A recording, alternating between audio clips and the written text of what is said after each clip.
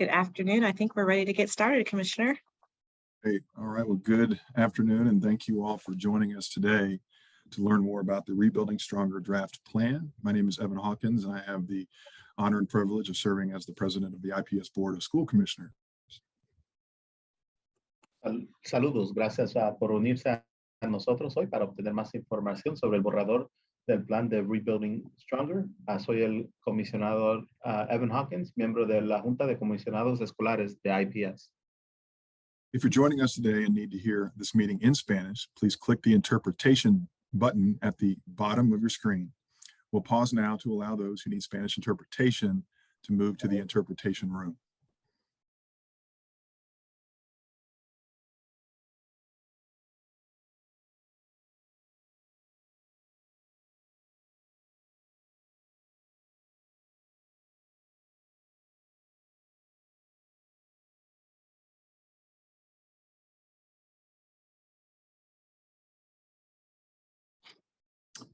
All right. So during our virtual meeting, attendees should submit questions or feedback into the Q&A feature at the bottom of the screen. During Q&A time, someone from the IPS team will read the questions aloud so that they can be answered live. Questions and feedback can also be submitted via our online survey on the Rebuilding Stronger page at myips.org. If we can't get to all questions during the meeting, responses will be shared via the emails provided during the login portion for our attendees. We will work to answer questions via email as quickly as possible. You can also add your email at the end of your question. Before I turn the program over to IPS Superintendent Dr. Alicia Johnson, I hope that you will leave today's meeting with a better understanding of and confidence in the vision of Rebuilding Stronger and why this plan is so important to the success of all IPS students. Now, I have the pleasure and honor of turning the agenda over and the conversation over to Dr. Johnson. Thank you, President Hawkins. Good afternoon, everyone. Thank you for spending some of your day with us to learn more about Rebuilding Stronger. This is our final community meeting. This is 12 of 12, and so we've been excited to be out talking with community members to build understanding of Rebuilding Stronger and the work that we propose that we have ahead. So again, thank you so much for spending time with us today. So we're going to spend some time really in this conversation talking about the Rebuilding Stronger plan more globally or at a high level. We've had a number of meetings in particular schools to talk about the particular school impacts and plans, but this is really about understanding the components of Rebuilding Stronger and some of the rationale for why we are proposing particular strategies or parts of that plan. So that's where we'll spend time this afternoon. Next slide. So one thing that I've talked about in every meeting I've been in, starting when we first had this conversation with our staff before we released the plan publicly, was around the idea of the tensions that we're holding in this moment. So there are very real emotions and feelings and reactions and responses that we know have existed in our community in response to Rebuilding Stronger.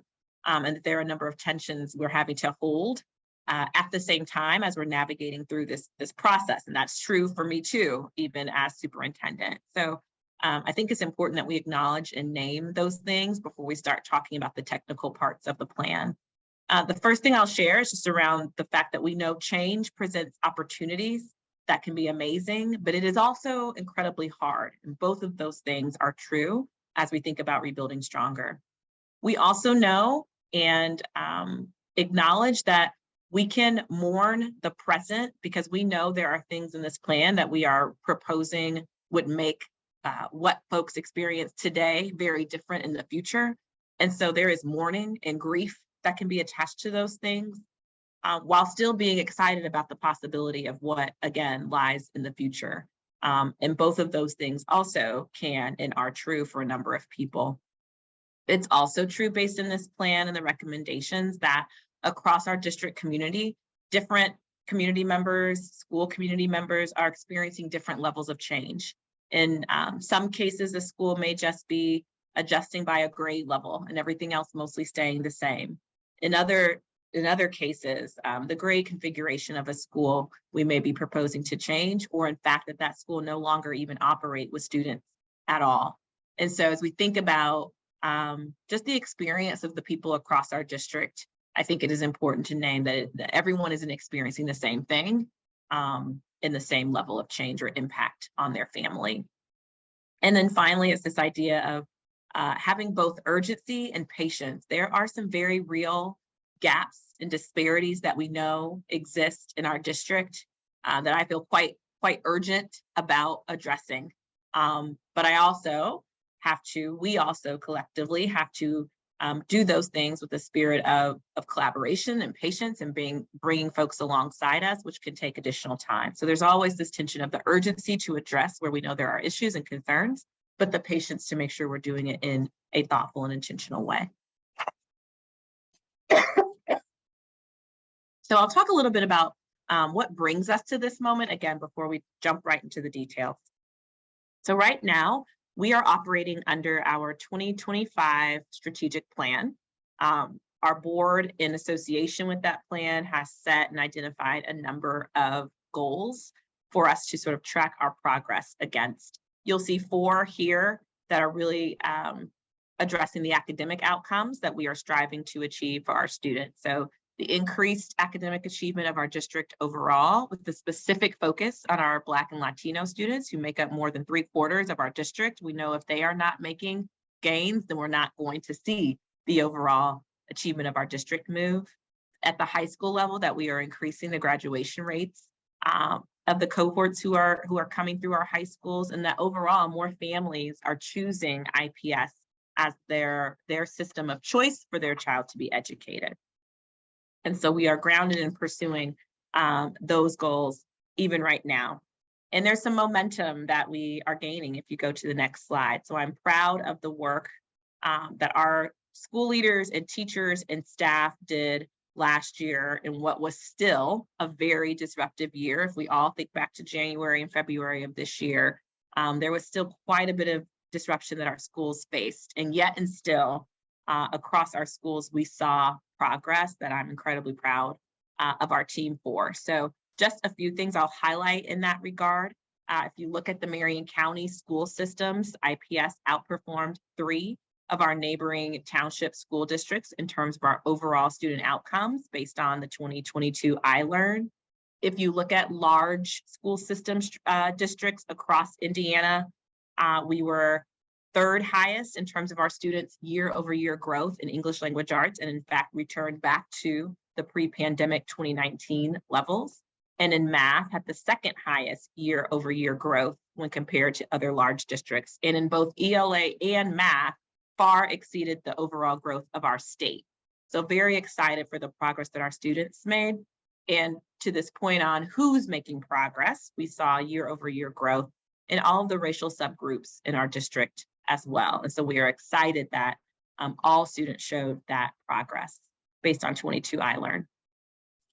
In terms of our high school and graduation rates, we continue to be focused on increasing our graduation rates. But one thing we are proud of is the fact that when it comes to the percentage of students who are graduating, meeting the established bar that Indiana has set for high school graduates and not needing an alternative path like the use of a waiver, that we have some of the lowest rates in terms of waiver usage across Marion County.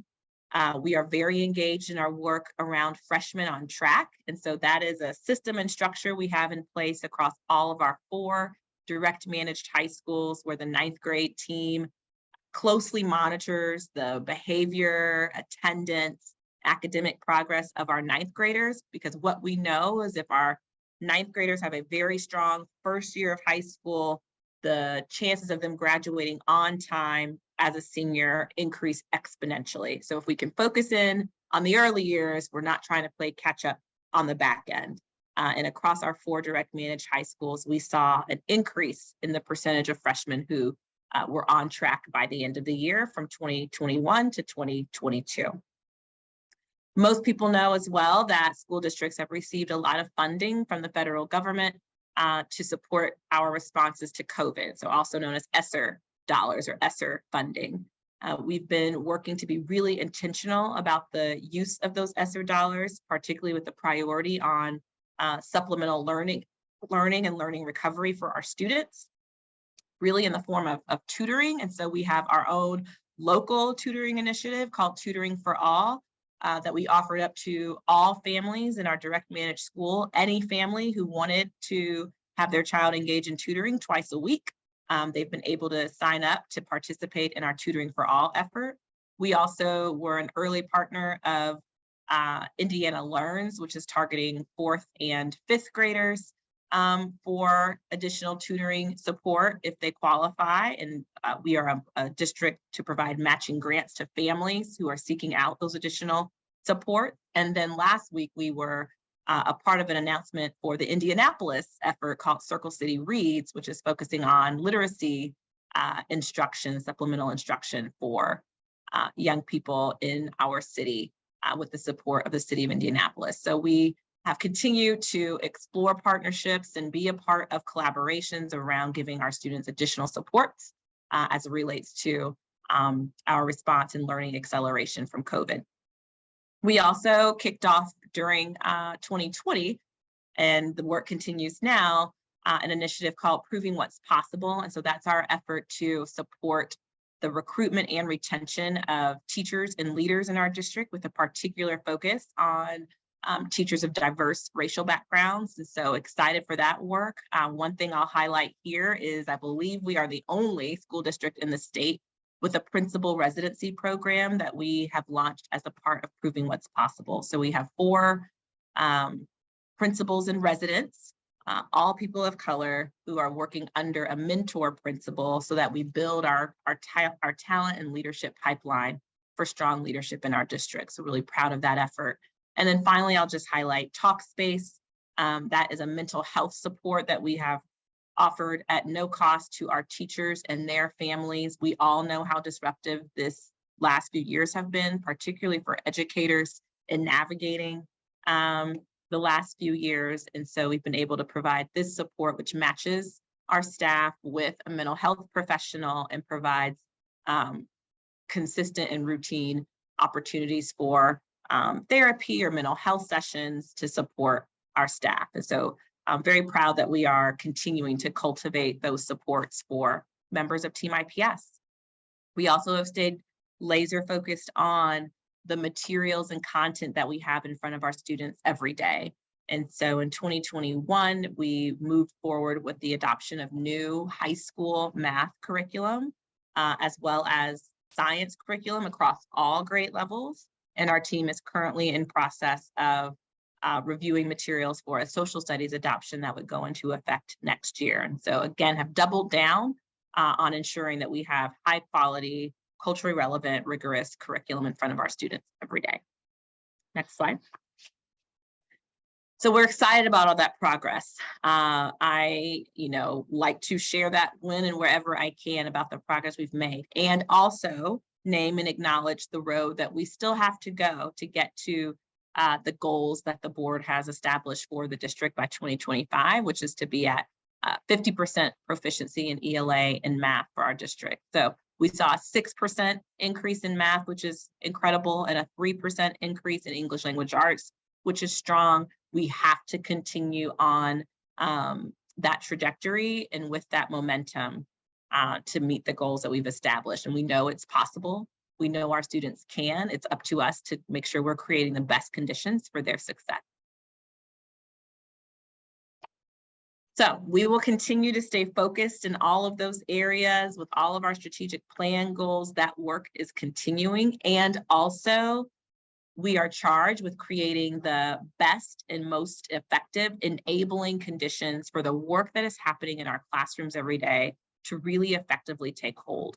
And that is some of what Rebuilding Stronger is about. We know we have challenges in the district that we have to address around our facilities, around disparate enrollment practices that have advantaged some students over others, a financial sustainability that we need to ensure is sustainable and viable long-term, differences in the student experience that our students have depending on the kind of school they go to, And then obviously our whole purpose is to make sure we're educating students well. So we need to ensure that we're creating the best enabling conditions for the academic success of our students as well. And so Rebuilding Stronger is really about how do we take these challenges and opportunities that we have to create, again, the strongest enabling conditions at the systems level for the work of our classrooms and our schools to be effective. Next slide. This is a journey we've been on for the past year or so. It started last fall with our Board of School Commissioners going out and doing a series of town hall listening sessions across the district, really just asking this question of what does our community want for the future of IPS? What strengths do we have to build from? What opportunities do we have to get better? And ultimately, what do we want for the future of our district?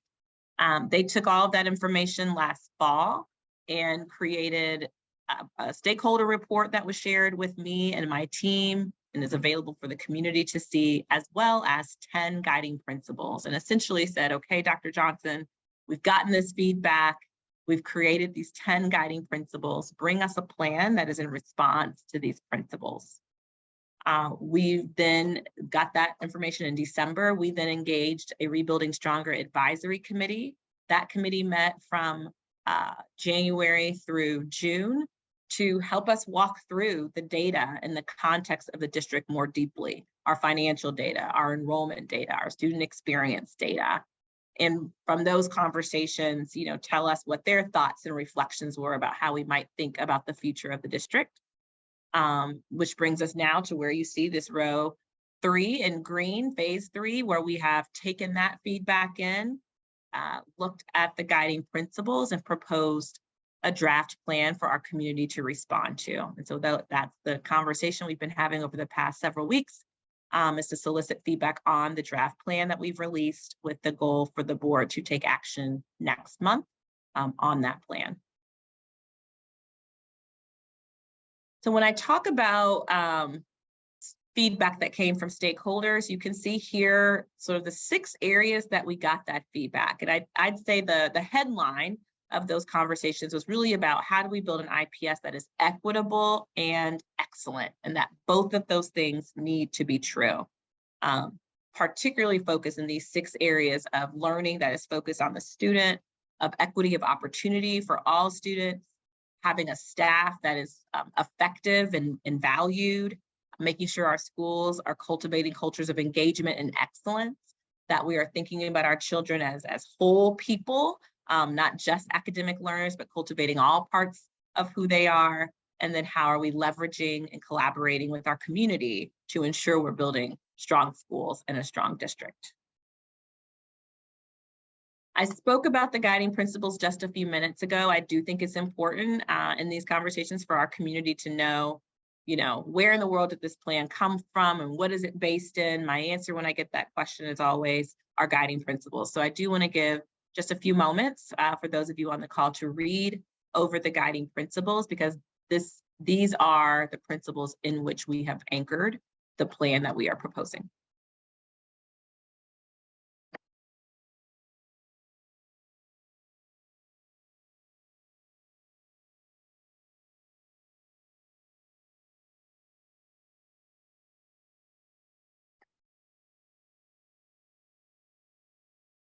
And if you'll go to the next slide.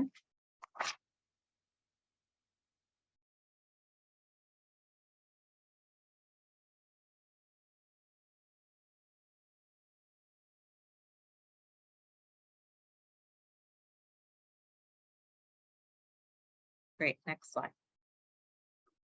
So when I talk through Rebuilding Stronger, what we've tried to do is map the pieces of Rebuilding Stronger against the guiding principles that were given to us by the board. And so we are proposing as a part of Rebuilding Stronger that there are more offerings for students to experience, and that those offerings are available across more great schools that are more geographically spread out across the district in order to have increased equity of access for students to those offerings in those schools. And so we've worked to be intentional about when we're talking about particular parts of the plan, how how they are in response to the guiding principles. Next slide. The other thing I'll share before we again jump into the pieces of the plan is this point around racial equity and the fact that we've tried very intentionally to be anchored in our IPS core value of racial equity as we've done this work. We started every advisory committee meeting looking back at the history and the historical context that brings us to this place, so that as we think about the future facing vision for the district, that we keep at the top in front of our mind how race and racism have actually played a prominent role in where we are now. And so if you go to the next slide, you can see this table or graph that really tells that story in a pretty compelling way. A number of people do not recognize or know that at its height, IPS, Indianapolis Public Schools, was serving over 100,000 students in the late 1960s. Just a tremendous number that sometimes seems hard to even believe. And there were two, I would say, two key occurrences that started to shift that dynamic. The first was UNIGOV, which was a decision of our state and local leaders to consolidate city and county government and bring those things together, but leave separate school districts. So that's the reason why there are 11 school districts in the city of Indianapolis, because as a result of sort of the trade-off to get UNIGOV approved, it was to leave the school districts alone and not force the merging of school districts. The second thing that happened not soon after that was that our former Board of School Commissioners at that time was found guilty of engaging in explicit racial segregationist practices and creating structures and systems and policies that explicitly segregated Black and white students. The solution to that guilty verdict that was found for the district was that the district would have to participate in mandated one-way busing, whereby Black students would be bused from IPS and into a surrounding township, but without the reverse happening to integrate IPS. So all of IPS students out, but no one back in. A result of that action in a 25-year time period between 1973 and 1998 was the loss of 25,000 students, a decrease of nearly 64,000 students in that 25-year time period that was lost. This is an extremely steep decline of students from Indianapolis Public Schools. As we move into more recent history, we also know that we are in a state that very much values school choice and families having lots of choices in terms of the education experience that they choose for their students. And so with the introduction of charter school law or innovation school laws, we have in Indianapolis an extremely diverse and high choice landscape of schools. Families have a lot of choices to make, and it's our job to make sure that IPS is competitive and one of the choices that families want to make for the education of their students. Next slide. So keeping all of that in mind, keeping in mind the intentional decisions that were made to benefit some students and burden other students, keeping all of that in mind, keeping in mind the way in which race and racism have impacted our district over the past several decades. What Rebuilding Stronger is really about is increasing opportunities for our students, and certainly going and pursuing an enhanced student experience for our students as well. And so when we think about what that means, what we want to be true is that across our schools at both the elementary and the middle grades level, that there's a standard experience that a family could expect their child to have. That it's not going to be because you chose a particular academic model that you get a certain experience. That there's a standard experience that all families should expect their student to have.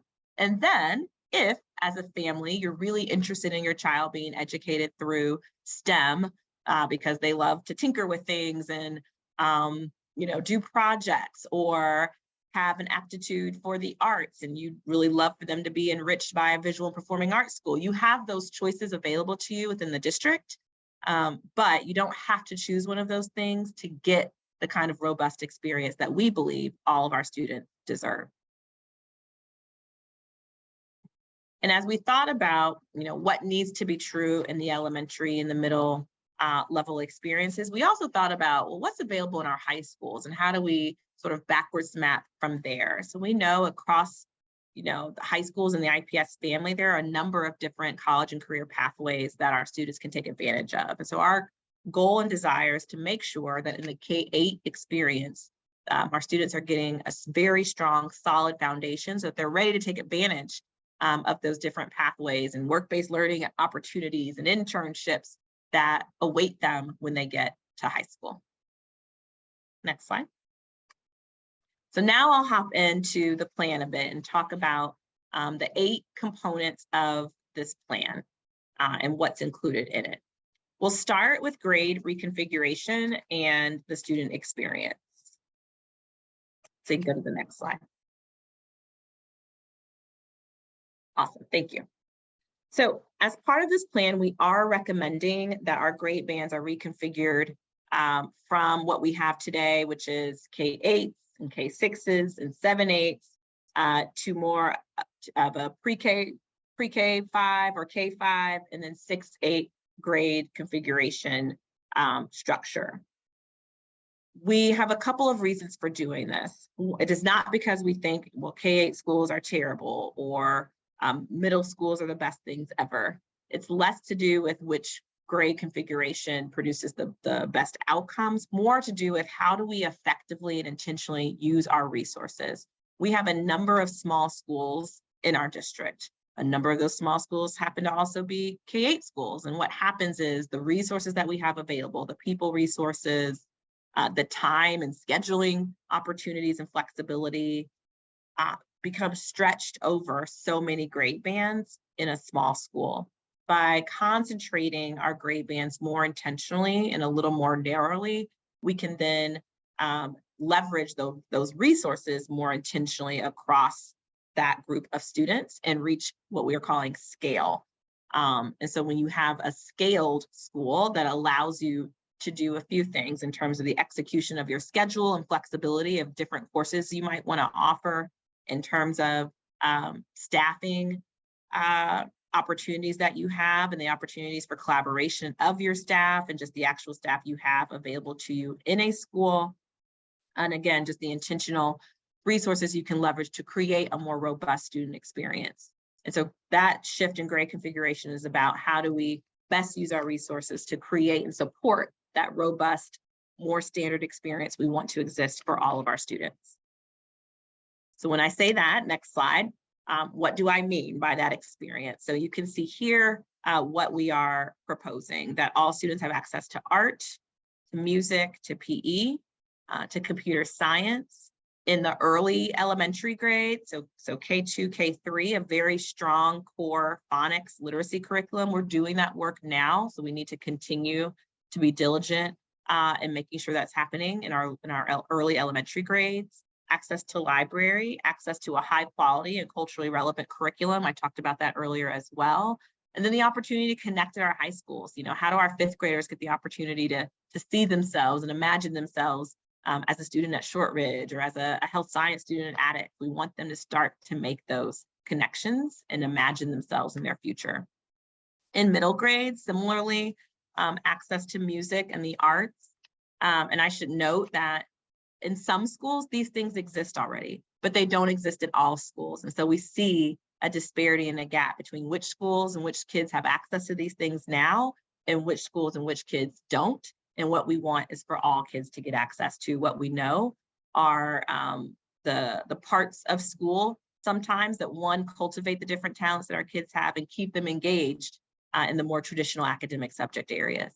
So music and arts access, the opportunity to learn how to play a musical instrument, access to greater athletic opportunities.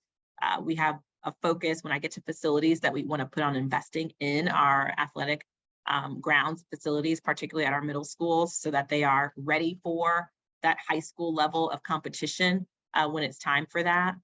At some of our schools, but not all of our schools, 8th graders have the opportunity to take advanced math, algebra, if they are ready for it. We think that should be true across the board for all of our students who are ready for it.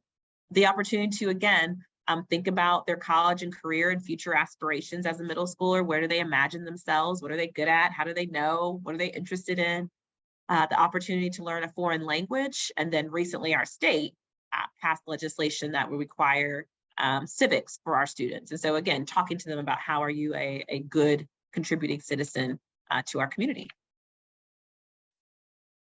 The next is around program replication and expansion. So when it comes to programs expanding or replicating, this plan recommends that we replicate or expand some of our higher performing and higher demand programs, which right now, a number of them are concentrated in the northern part of our district. So we want to ensure that there is greater access to those programs or particular models across the district so that they become more accessible. If you look on the slide, on the right-hand slide, you can see the different models that we are proposing to be expanded or replicated. Those include International Baccalaureate, IB, STEM, which is science, technology, engineering, and math. And so sort of problem-based learning. We leverage Project Lead the Way for a lot of the STEM work that we do, Montessori, and visual and performing arts. And so those would be academic models that would be more available to more families across the district if that was the choice a family wanted to make. The next I'll talk about is enrollment zones. And this is a really different way to think about how a student or a family accesses a school than from what most of us were used to. And so this plan proposes moving to a zones-based enrollment system, which is different than what we do today. I will show you the map in a moment and then talk about why we believe this is the best way to move forward in terms of being able to, again, increase access to programs for our families and stabilize mobility, which for me is sort of most important. So if you go to the next slide. Great, you can see this map. It's sort of small, but you can see this map that is how we would propose the zones to be situated. There are 4 of them, so you can sort of see the pink, the yellow, the purple, and the blue. And we've divided the district into these 4 zones. One, again, to increase access to programs and to stabilize the enrollment. A question we've gotten a number of times is, well, how did you decide how to draw the zones? And certainly there were all kinds of different ways we could have done it, but we did have some key priorities. The first is that we used our existing neighborhood school boundaries. And again, on this map, those are sort of the fuchsia colored lines that you see. We used those existing neighborhood school boundaries to base the drawing of the zones from, because we did not want to cut a line through an existing neighborhood school boundary, therefore separating and dividing the trajectory that those students currently in that school would be on. So we did use existing boundaries. The second is we wanted to draw the zones in such a way that there was at least proportional racial and economic diversity across the zones. And so you can see the chart at the bottom, which outlines across each zone roughly the representation from different racial groups, our English language learners, our free and reduced lunch families and students, or students who receive special education supports. And then thirdly was to reduce mobility. So when we looked at our data over the past 3 years, we could see there were clusters of schools where if families had become mobile, it wasn't that they were, leaving a home and moving clear across the city. Generally speaking, we could see these patterns where there were groups of schools who were experiencing higher levels of mobility. And we wanted to keep, in this zone structure, keep those schools together. That was important because within the zone, the district's commitment is that a family can choose any school within their zone with the commitment of transportation from the district to get to that school. So when we ran our data and looked at the number of incidents of students moving out of their neighborhood school and into a different neighborhood school, we saw that we would have been able to capture 96% of those student moves had we had a zone structure in place. We also know with our current enrollment practices that we have advantaged our choice schools over our neighborhood schools. Right now, if a student lives anywhere in the district, we transport them if they are attending a choice school. If they are attending a neighborhood school and they move out of that neighborhood school boundary, then they either need to get themselves to that school they were going to or go to a new school. And what that has created are far more stable choice schools at a stability rate of about 96% and much more unstable neighborhood schools at a stability rate that plummets to 70%.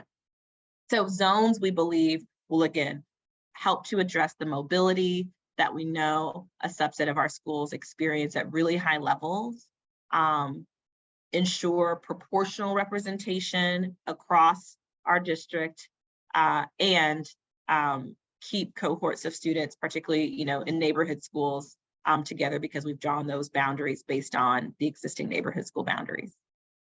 Next slide. I think I talked about all of this already, so you can go to the next slide. Great, so that's zones, and I'll show a bigger version of this map at the end, so it might be easier to take a look at all the different parts of that map. So the next part of the plan calls for upgrades to our facilities. We know anyone who looks at our facilities data, and we are a district who has existed for over a century, and so we have a number of older buildings that are really in need of investment and care. We want the physical spaces that our students are in to reflect the value and love and care that we have for them. And so in some cases, we are proposing facilities upgrades to support the program changes that might be happening in a school. In other cases, again, there are investments to the athletic facilities, gymnasiums, et cetera, to support that experience for our students as well. And so we want to ensure, again, our physical spaces are reflecting the value we have for our kids and they are in a safe and comfortable learning environment. You can go to the next slide. Great.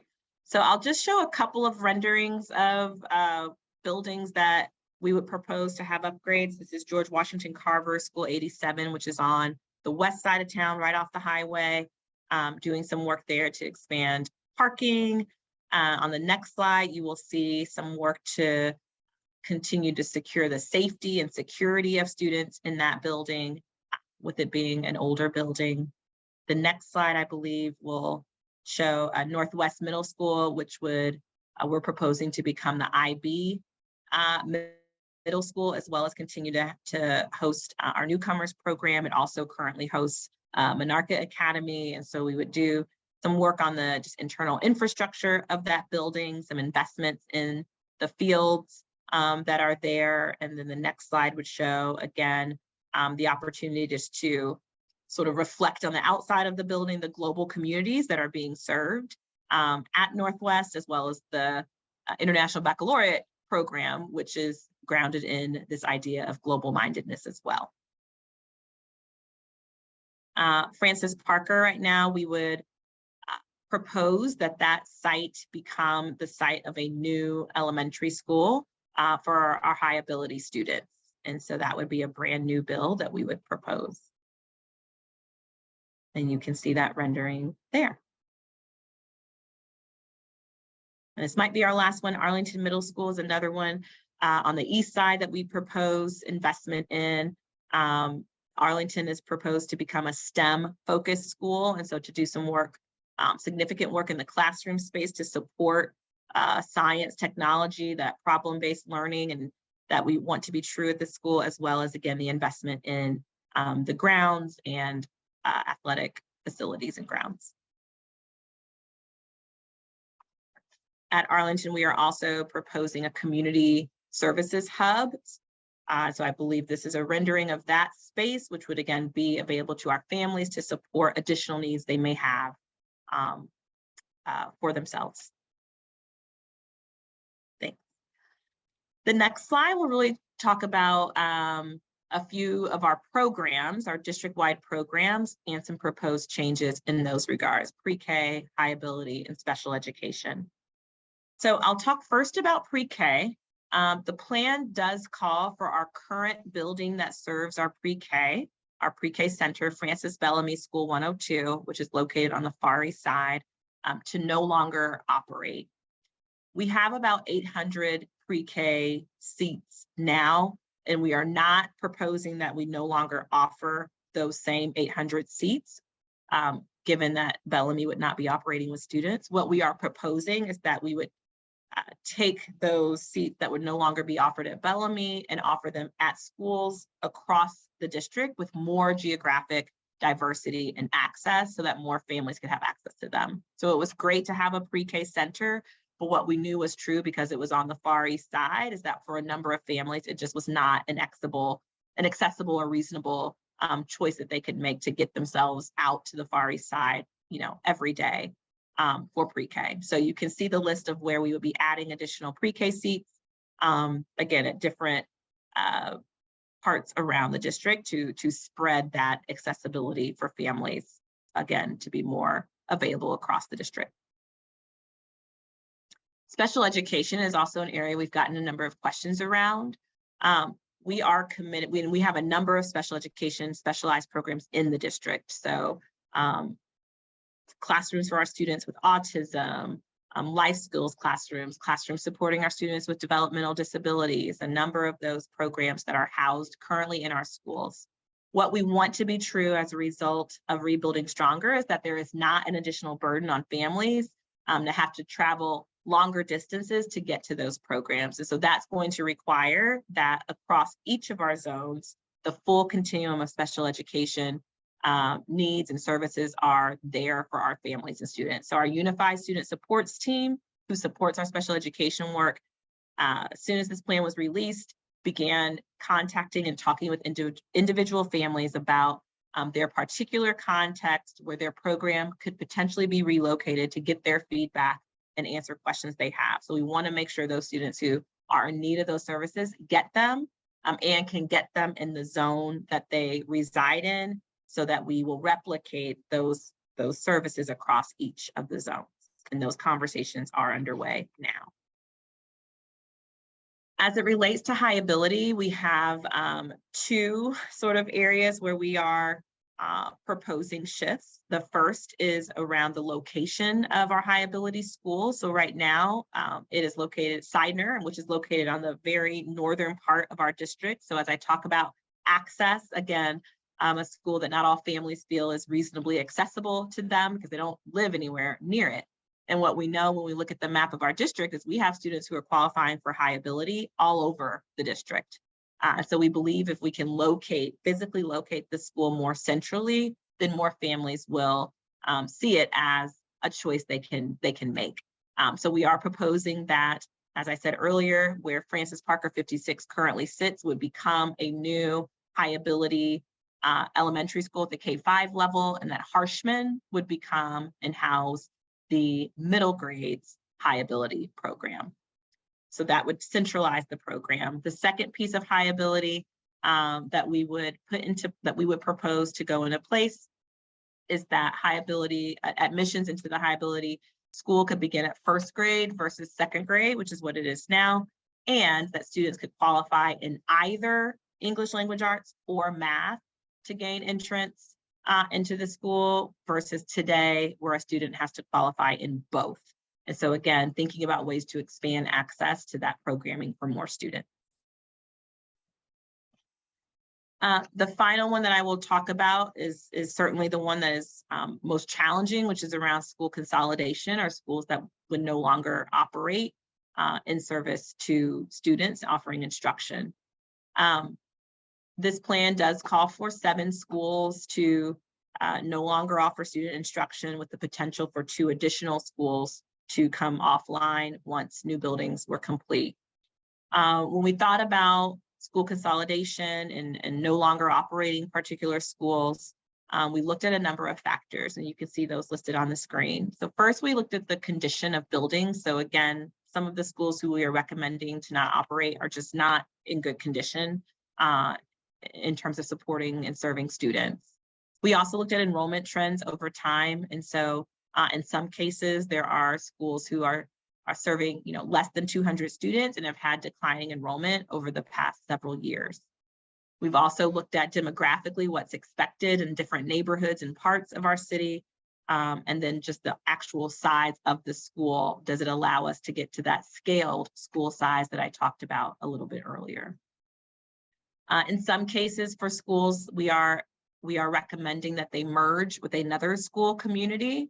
And in other cases, families will need to make a new choice of a school for their student.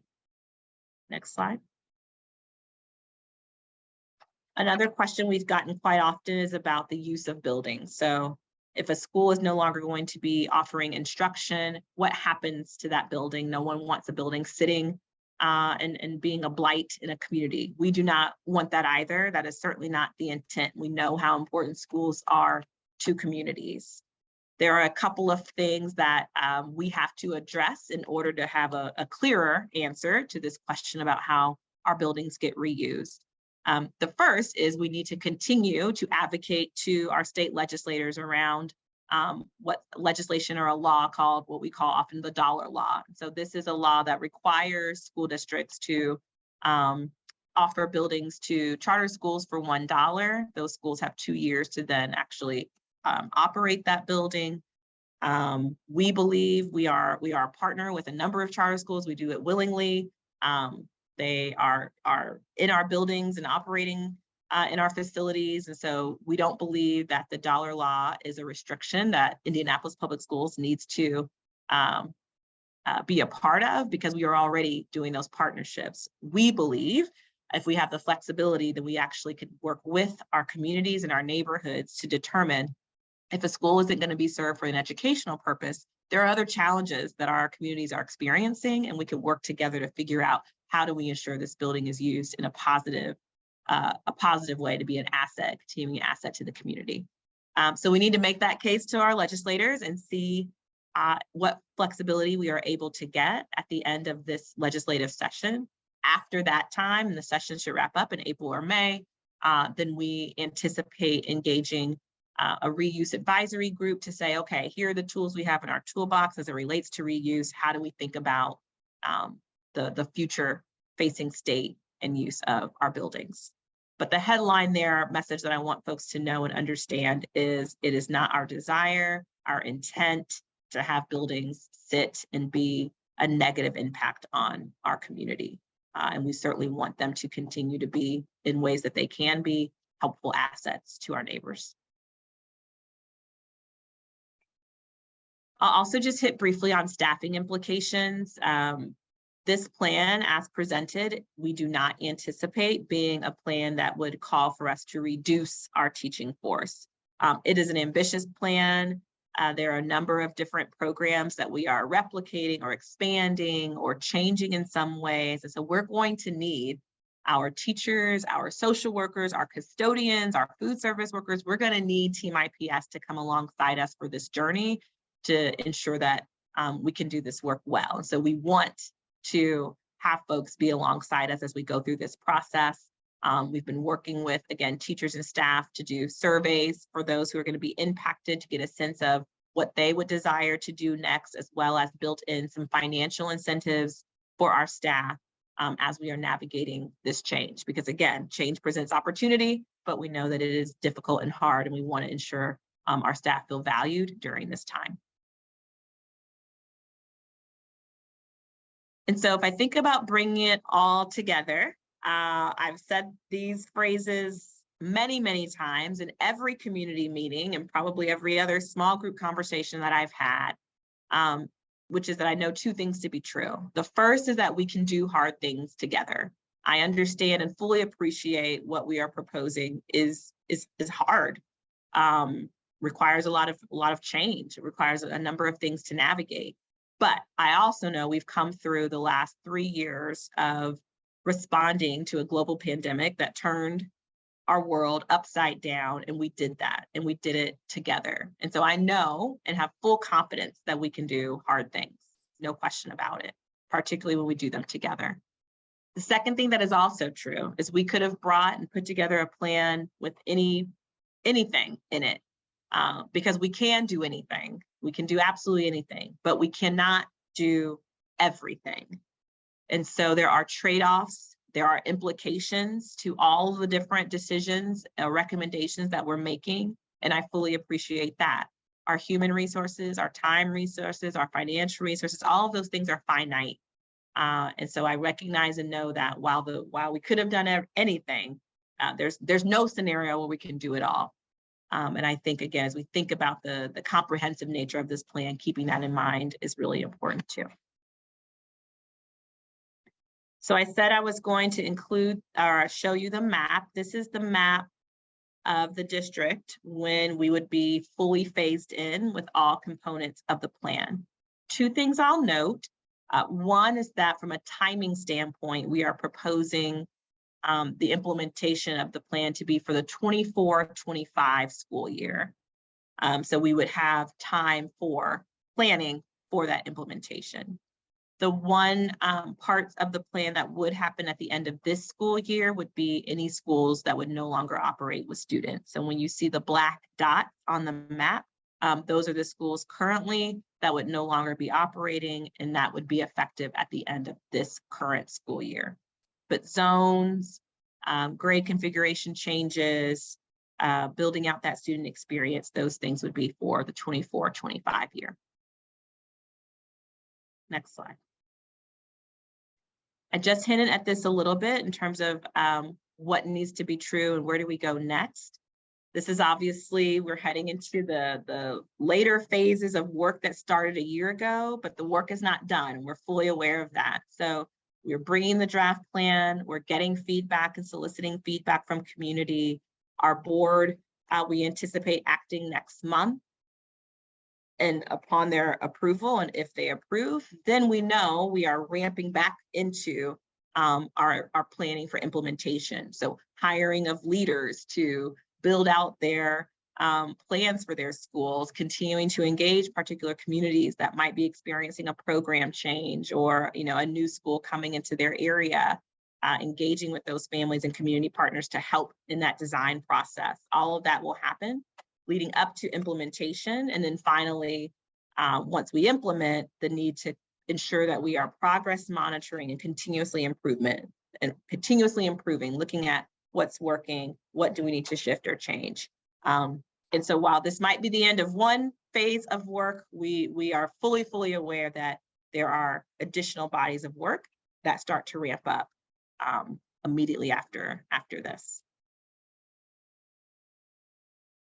I talked a little bit about this. We have been engaging quite a bit over the past several weeks. This is our final community meeting for the time being. We've also had an additional 75 school-based meetings where families could come and again learn more about the impact on them, meetings with staff at schools.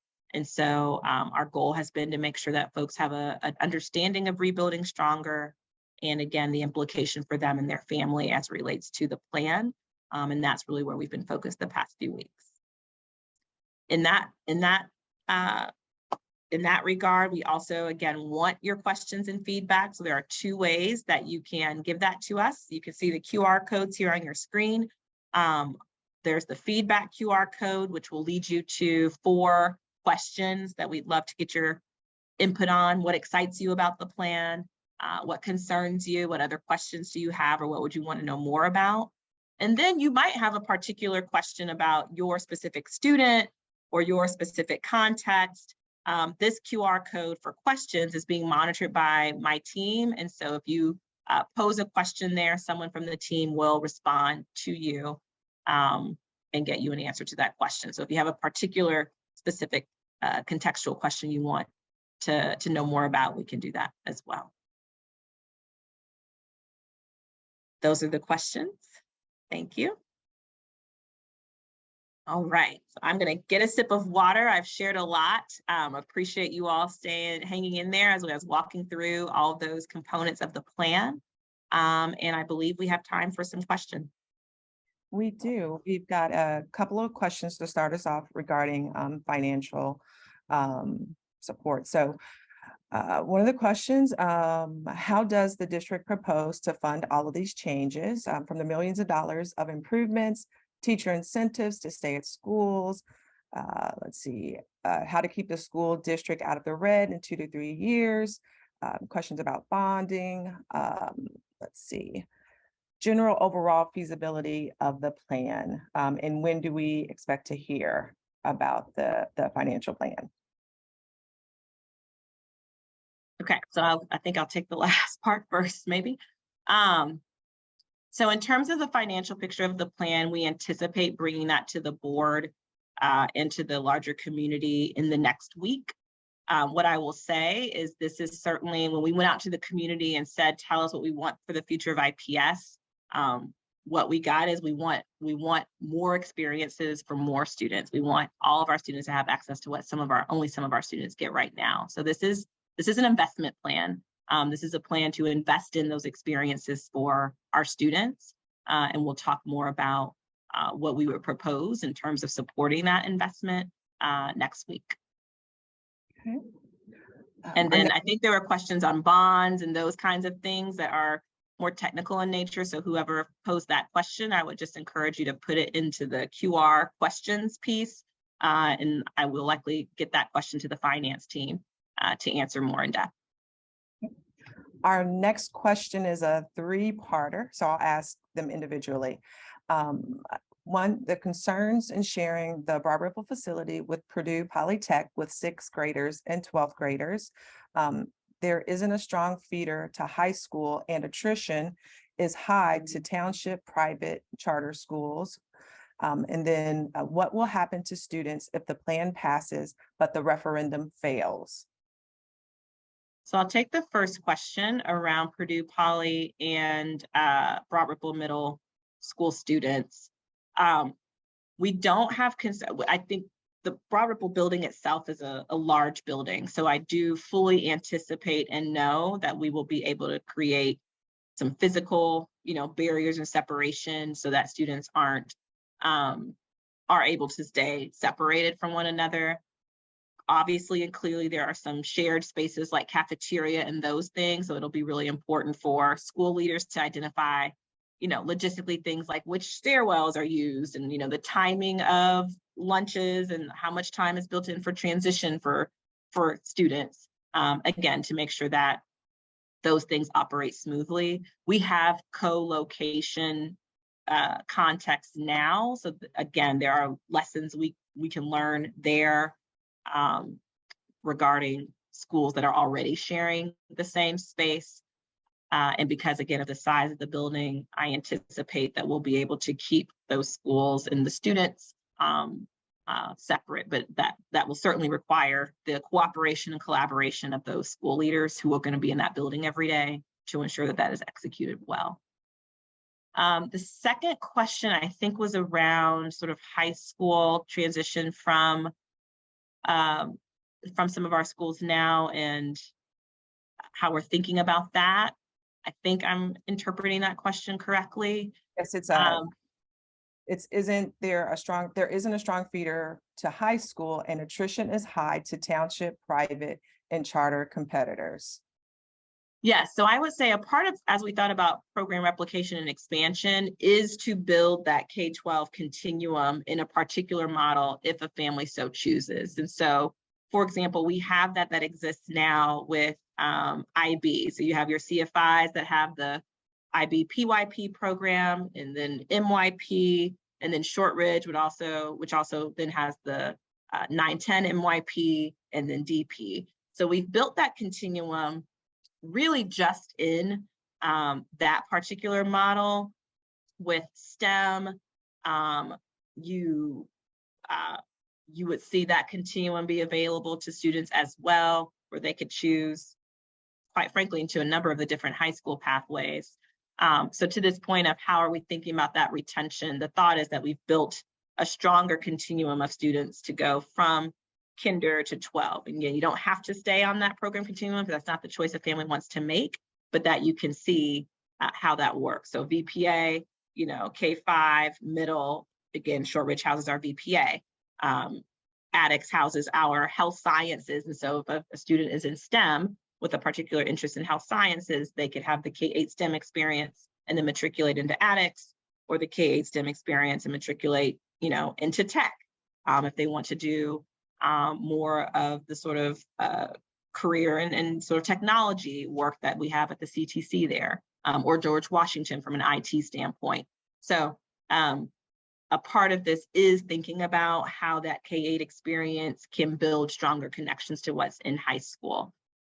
We do see some of that attrition now in our high school spaces. And so again, as we think about how are we building connections of our elementary and our middle grades kiddos for high school, that fact is prominent on our minds of how do we build that pipeline, build that connection across our schools, particularly given that families do get to choose where they like to attend. And so we have to be more intentional about building those connections. The last question from this participant: can Shortridge go back to being the middle school and Broad Ripple being the high school? So I did get this question before. I am not proposing to the board at this time that we shift those back. 2018 was when we experienced the high school reinvention process and had Broad Ripple and Shortridge merge at Shortridge. And so I am not proposing that we would disrupt that again and do another flip here 4 years later. So I don't see that as a path forward that we would take at this time. Next question: will there be a limit on class size, especially at the middle schools? If there are 30 to 40 kids in a class, it's going to be a mess. K through 5 grades with around 30 kids in a class already don't work. We have not modeled nor anticipate class size numbers being that big. I think right now, again, if you look across the district, on average, we're sort of like at a 24 students in a class. We're not anticipating, because we are anticipating, keeping our staff. Obviously, they would be allocated into different buildings for some of them, but that we wouldn't see class sizes take that kind of substantive jump. So that is not what we currently anticipate to have be true. And obviously, as we hire principals who are doing that staffing and hiring and thinking about the schedule, that question of which kids are where and when and with whom will certainly be important and a variable in that. But based on the projections and sort of modeling we've done to date, that's not what we anticipate playing out. Next question: why can't the Butler Lab schools serve 2 zones? We have gotten that feedback and we are reviewing the possibility of that. Okay. Next question, I think you touched on a little bit. How will this plan make our high schools more desirable and keep students in IPS and out of the surrounding area and charter high schools? Yeah, so I did touch on a little bit around trying to create that K-8 foundational experience that and building those connections from the K-8s to the high schools. I think it's great that our high schools are all choice and families get to choose based on what their interest is. But it is obviously harder to cultivate that connection when there isn't that natural feeder that you see in the districts around us. So that is a trade-off for that decision of having more choice at the high school level. So I think a stronger K-8 experience lends itself to that connection to the pathways that are available in our high schools.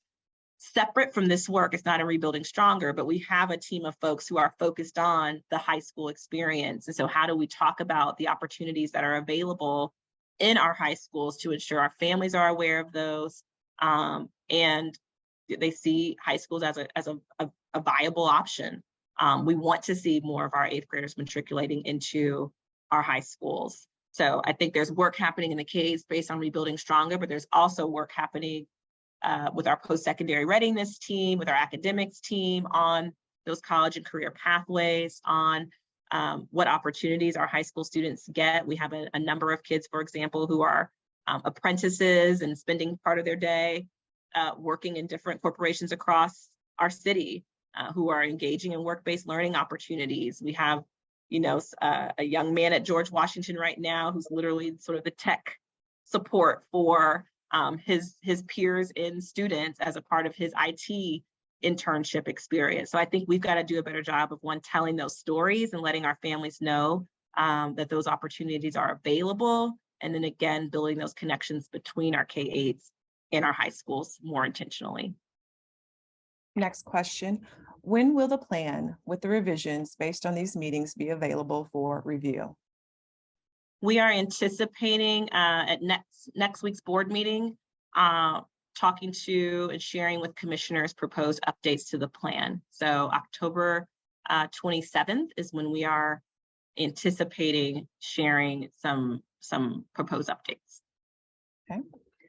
Next question. What steps is the district taking to ensure successful consolidated middle schools this time around? There was some, I guess, discussion about the 2007 switch and ensuring that, I guess, we're not repeating history. Yeah, I think there are a couple of things we're thinking about in this regard. One, while the last several weeks have been focused on just the overall understanding of the plan and the plan's impact, we also have a team of folks who are thinking about and laying the foundation for what that strong implementation plan needs to be and what that middle school experience should be, and sort of the framework for designing that experience. I think we have a couple of things working in our favor. One is that we have runway and timeline. So we are not, suggesting that we make this flip at the end of this school year. We have the rest of the second semester of this school year, and then a full school year next year for planning. We plan to hire principals, particularly at like Broad Ripple and Howe, which will be brand new, kids not in them programs, hire those principals in this second semester of this year. So we actually have people who are thinking about the launch of that school for a full academic year, who are able to do things like bring together families who would have direct access into those schools together to say, hey, here's how I'm thinking about design. Like, what feedback do you have? What opportunities do we have to bring families from different schools and kids from different schools together to start to know one another before the first day of school? We're thinking about the intentionality of professional learning for our staff. And so what is the trajectory in terms of the pacing and the experiences? If I am a staff member at Eleanor Skillen, or James Russell Lowell that will become Montessori, what is that calendar of the training that I get in that regard, and on what calendar? So that work is happening even now, so that we're able to pivot the conversation from knowing about the plan, again, assuming board approval, to, all right, now let's think about and start to lay out for our community, our broader community, the timeline and the plan for how we implement and execute well. So those are a couple of things that we're doing. I think practically speaking, and again, the school leaders, once they're in place, will be on the ground doing all of the nitty gritty work, but things like a sixth grade academy. So we know, we'll have sixth graders arriving from different schools. How do we think about that sixth grade experience, which is in the middle school, but being a little more sort of unique or specific to being new in a middle grades environment, building community, just making that transition. So there's thinking about that particular sixth grade experience, much in the way that we do at our ninth grade academies now. So again, we've got some blueprints that we can leverage as we think about middle school. We've also already engaged with and are learning from the Association for Middle Level Educators, I think it's AMLE, who is an amazing resource for just best practices as it relates to middle grades. But one of the things I shared in the last meeting is I don't anticipate that these kinds of community conversations are the last ones we will have as we pivot, potentially into this plan for implementation, that it'll be important that principals and school leaders and our team are continuing to engage, particularly with families who would be served by those particular schools, to be a part of the process as well. Our next question, how will the IB certification process work for the new middle schools, and how long will that take? So I don't have all the details that I can rattle from the top of my head. I know there are a couple of factors in the timing piece of that. So, and we've replicated our CFIs before, and it usually has taken, I think at CFI 70, for example, about 3 years to get to the actual certification. So you're working up and getting certain things done before you're actually engaging with the International Baccalaureate Organization to go through the certification process. So that is what I anticipate we would be doing, working up to that formal certification. One differentiating factor in that could be based on how many staff from an existing school that is already certified are then going to, for example, Broad Ripple, or Northwest or Howe or Longfellow. Those are the 4 IBs. And with the particular concentration, that sort of accelerates your ability to get certified. So the staffing consideration is a factor in that timing overall. But if we think about what has happened to date, then I'd say about 3 years to get to that formal certification process. Okay. Our next question, if the plan passes in November, so kids are moved out of the K-8 buildings, and there are, I guess, changes as far as financials are concerned, where will kids go and how will the facilities be updated? If the plan passes in November, then students outside of the schools that we are recommending to no longer operate with students would stay in their schools for 23-24. The transition of those middle grade students, 6 through 8 out, would happen for 24-25. In terms of facilities work, that, and again, that differs for different buildings. Part of that is dependent on, the timing of when projects would happen based on if kids are in a building or not, and sort of what can or cannot happen with students being present. We don't anticipate for our facilities projects that we would need to literally, move all the kids out and have them take classes someplace else while the work is happening in their buildings. That is not currently what we anticipate needing to be true. So I think I answered that question. Yes, ma'am. Next question. Will all the middle schools have roughly the same number of students? That depends on the choices that families make. So we will provide direct access if there's program alignment from K-5s into middle schools. So for example, the zone, we think about zone 1, for example, in Northwest as the IB middle school. Carl Wilde is proposed to be the IB elementary school. George Washington Carver as a Montessori would also have direct access into Northwest. Butler Lab 60 right now would have access. It's in zone 1 as well. So depending on the number of schools that have that direct access pipeline to a particular middle school, as well as families and just the choices that they make would influence and impact the number and what it looks like across the different zones. Those enrollment trends and patterns we'll be watching closely, at the beginning of this implementation, so that, we can see sort of what's happening across which zones and why, and then determine if there's anything that we need to do differently. Okay. Next question, how are you addressing the concerns of parents at the K-8 Montessori schools who will lose their current Montessori middle school curriculum? Yeah, so we, when I've talked to families about K-8, because we are proposing that we would have K-5, Montessori, Reggio, and International Baccalaureate, which are all inquiry-based curricula and models. We did make the decision to maintain IB at the middle school level because there is that structured MYP programming that exists with the IB model explicitly. And we believe, and we have seen examples of where in the Montessori world specifically, students or schools that have Montessori at the sort of K-5 elementary levels that then feed into an MYP program. So we know that there is coherence there from experiences that we've seen in other places in research that we've been able to do. I understand and appreciate, the level of passion and grief that some of our Montessori families, and I would be clear that it hasn't been across the board, that some of our Montessori families have experienced with losing the Montessori at the middle grades.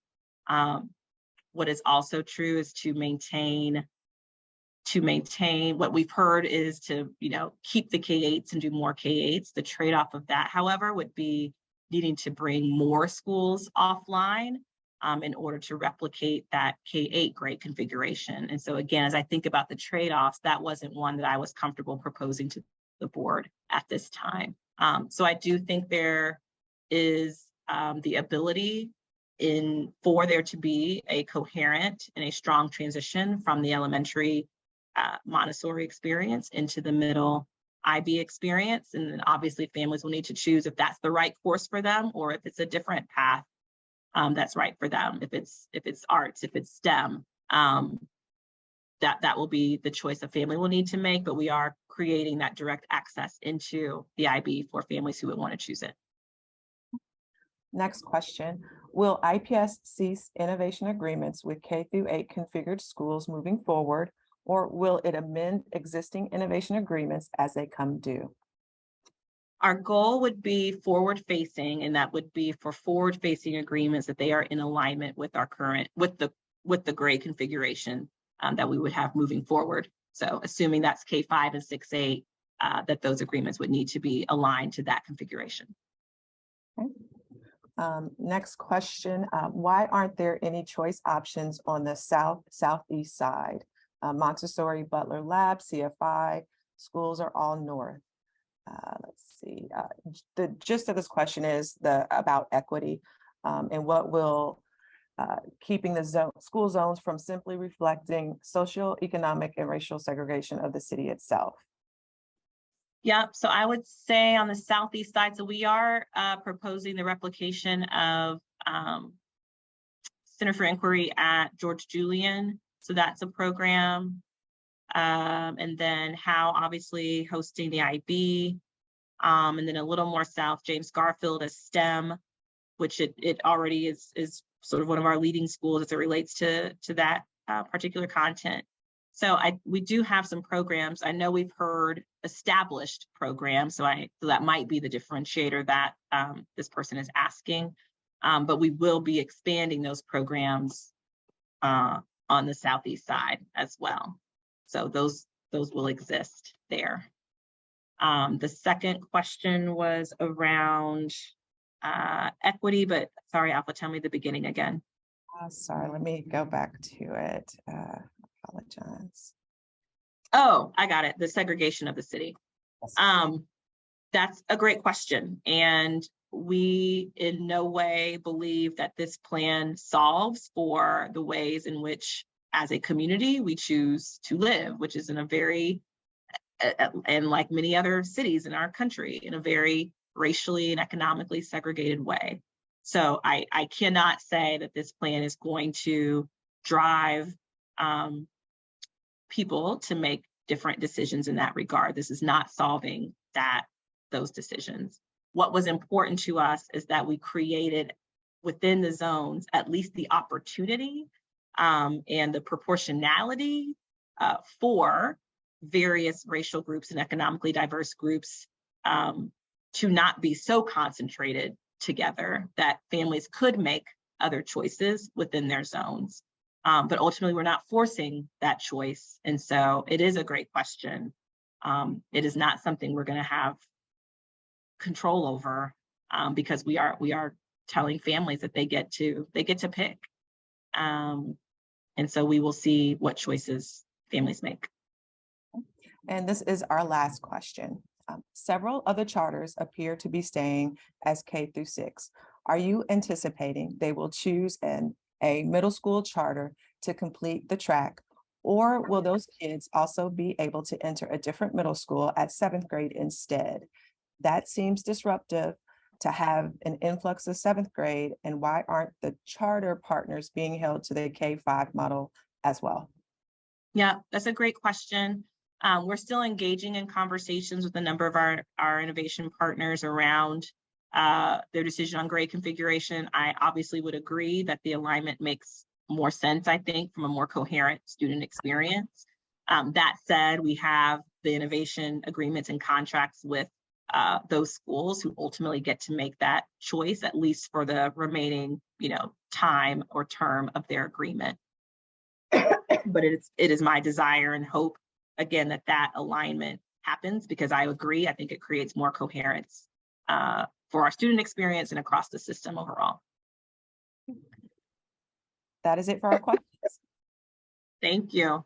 Thank you all for your questions. Again, if there are additional questions you have, please feel free to use the QR code. Please give us feedback. Thank you for what's been shared on this call. If you've not filled out the survey form, please take time to do that. It is open through Friday. And if you want to share it with your friends, neighbors, and family members, please do that as well. We would love to hear from you. I think I'm turning it back to you, President Hawkins. Dr. Johnson, thank you. And thank you again to all those who participated in this conversation. And thank you so much. And again, thank you again for joining us today. And if you have any questions or further questions or comments, please be sure to submit those through the online surveys on the Rebuilding Stronger page at myips.org, which you see on the screen. All questions, as I said earlier, and as Dr. Johnson has reiterated, those questions will be responded to by members of the IPS team as quickly as possible. And again, to state that the deadline for input or feedback is this Friday, October 21st. And so again, also want to reiterate that all of this information can be accessed on the Rebuilding Stronger tab or page on the IPS website. There are all kinds of documents and archival documents that are posted there as well for the public's access. So again, thank you, everyone. I want to thank everyone for your participation, your feedback, your engagement through this journey so far, and we look forward to continued input from you through the end of the week. And thank you again, and have a wonderful, wonderful and safe afternoon, rest of your day.